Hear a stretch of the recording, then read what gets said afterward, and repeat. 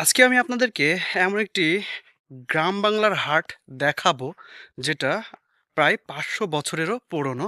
৫০০ বছর ধরে আনুমানিক এটা তারও বেশি হবে।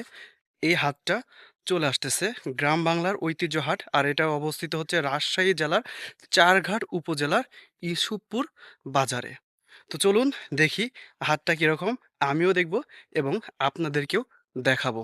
তো এই মুহূর্তে আপনারা সামনে যে হাটটি দেখতে পাচ্ছেন, এটা হচ্ছে রাজশাহী জেলার চারঘাট উপজেলার ইউসুফপুর বাজারের একটি হাট, যার বয়স প্রায় ৫০০ বছরেরও অধিক।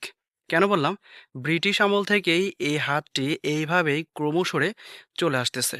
এখন বর্তমানে ২০২৬ সাল চলছে, তারপরেও দেখতে পাচ্ছেন কি সুন্দর ঐতিহ্যবাহীভাবে এই হাটটা একই রকম চলতেছে।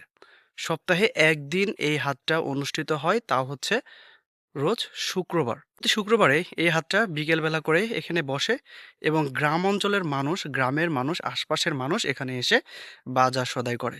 এইভাবেই চলে আসতেছে এই হাট, গ্রামের হাট। এখন তো এরকম হাট দেখাই যায় না। ক মানে চোখেই পড়ে না তেমন।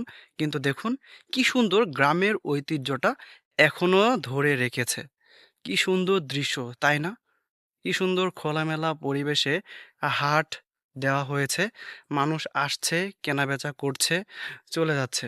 যেন দেখেই মন ভরে যাচ্ছে। কি অপরূপ একটা দৃশ্য! আজকাল তো শহরের কোলাহল, শহরের ভিতরে বাজার সদাই, লোকজন, কত ভিড়ভাট্টা। কিন্তু দেখুন কি সুন্দর মনোরম পরিবেশে হাটটা দেওয়া হয়েছে। কি সুন্দর বেচাকেনা হচ্ছে। কি সুন্দর লাগছে পরিবেশটা। দুর্দান্ত না? চমৎকার!